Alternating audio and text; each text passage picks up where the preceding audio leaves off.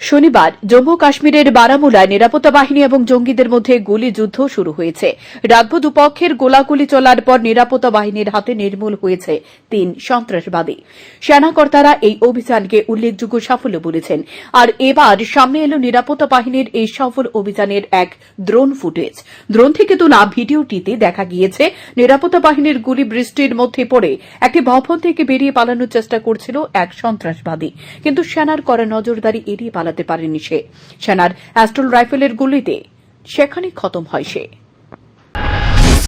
চলতি মেয়াদে এক দেশ এক নির্বাচন বাস্তবায়নের জন্য প্রস্তুতি নিচ্ছে নরেন্দ্র মোদীর নেতৃত্বাধীন এনডিএ সরকার। রবিবার অর্থাৎ ১৫ সেপ্টেম্বর এক সরকারি সূত্রে এমনটাই জানা গিয়েছে।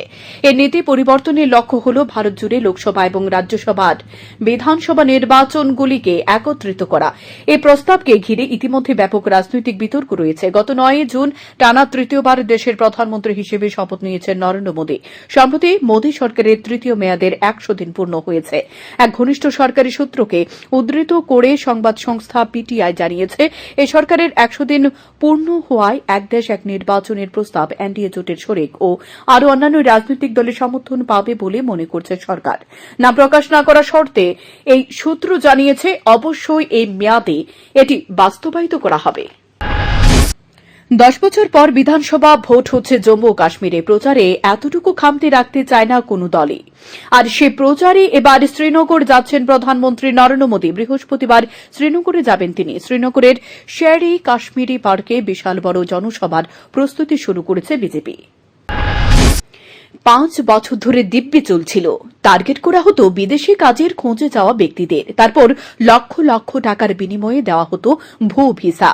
আর এভাবে ৫ বছরে ৩০০ কোটি টাকা পকেটে পুরেছে নকল ভিসা তৈরির একটি গ্যাং। তবে শেষ রক্ষা হল না। দিল্লি বিমানবন্দরে অভিবাসন দপ্তরের এক যাত্রীর ভিসা পরীক্ষা করতে যেতে সামনে এলো গ্যাংয়ের কথা। একে একে ধরা পড়েছে ওই গ্যাংয়ের ৬ সদস্য। তাদের কাজের পদ্ধতি দেখে চোখ কপালে উঠেছে পুলিশের। নিপা ভাইরাসের দ্বিতীয় মৃত্যু ভারতে। Pune the national institute of virology রবিবার এই মৃত্যুর খবর নিশ্চিত করেছে। কেরলের মল্লপুরমের ২৪ বছরের এক যুবকের মৃত্যু হয়েছে। গত ৯ সেপ্টেম্বর মৃত্যু হয় ওই যুবকের। এনকেফেলাইটিসের উৎসর্গ ছিল তাঁর শরীরে।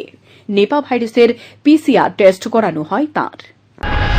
হাসিনা পরবর্তী বাংলাদেশের মাথায় হাত বোলানো শুরু করে দিল মার্কিন যুক্তরাষ্ট্র। রবিবার ১৫ সেপ্টেম্বর সংস্কার সংক্রান্ত এজেন্ডা বাস্তবায়নে মার্কিন যুক্তরাষ্ট্রের কাছে সহায়তা চাইল বাংলাদেশের অন্তর্বর্তীকালীন সরকার।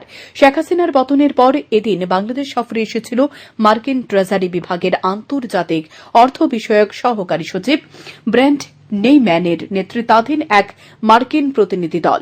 এ দলে ছিলেন মার্কিন বিদেশ দপ্তরের দক্ষিণ ও মধ্য এশিয়ার বিষয়ক সহকারী সেক্রেটারি ডোনাল্ড লুও। তাদের সামনে অন্তর্বর্তীকালীন সরকারের প্রয়োজনীয়তাগুলি তুলে ধরে প্রধান উপদেষ্টা মোহাম্মদ ইউনূস। এবার মোদীর প্রকল্প গ্রহণ করতে হবে পাকিস্তান সরকারকে। আর্থিক অবস্থা বেহাল, ভেঙে পড়েছে শিক্ষা ব্যবস্থাও। কয়েকদিন আগে দেশের শিক্ষা ক্ষেত্রে জরুরি অবস্থাও ঘোষণা করেছে পাক প্রধানমন্ত্রী শেহবাজ শরীফ।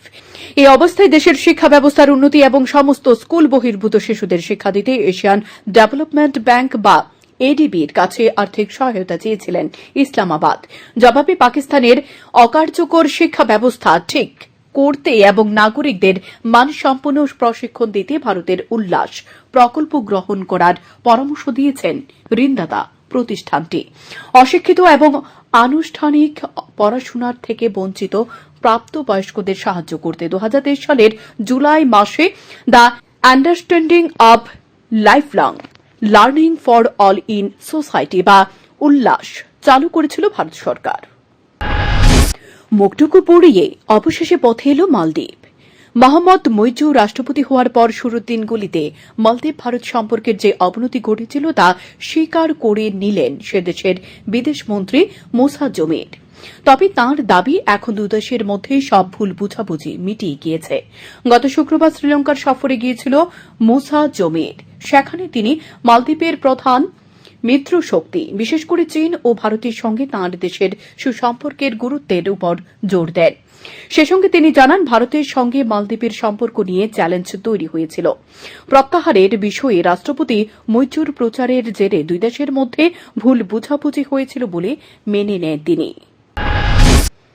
টালা থানার প্রাক্তন ওসি অভিজিৎ মণ্ডলের বাড়িতে গেলেন লালবাজারের কর্মকর্তারা। সোমবার দুপুরে সার্ভে পার্কের বাড়িতে যান অতিরিক্ত পুলিশ কমিশনার সোলেমন নেশা কুমার, ডিসিএসএসডি বিদিশা কলিতা সহ অন্যান্য আধিকারিকরা। তিলোত্তমা ধর্ষণ খুন মামলায় সিবিআই এর হাতে গ্রেপ্তার হন অভিজিৎ মণ্ডল। প্রমাণ লোপাট সহ একাধিক অভিযোগ রয়েছে। সুপ্রিম কোর্টের প্রধান বিচারপতি সম্পর্কে অবমাননাকর মন্তব্য করায় সোনারপুরের ইউটিউবারের বাড়িতে তল্লাশি চালায় পুলিশ। তিনি আরজিকরের ঘটনা ও প্রধান বিচারপতি সম্পর্কে একাধিক মন্তব্য করেছেন। তাঁর জেরে রবিবার নরেন্দ্রপুর থানায় সাহায্য নিয়ে তল্লাশি অভিযান চালায় কালনা থানার পুলিশ। ওই ইউটিউবারের নাম শুদ্ধশীল ঘোষ।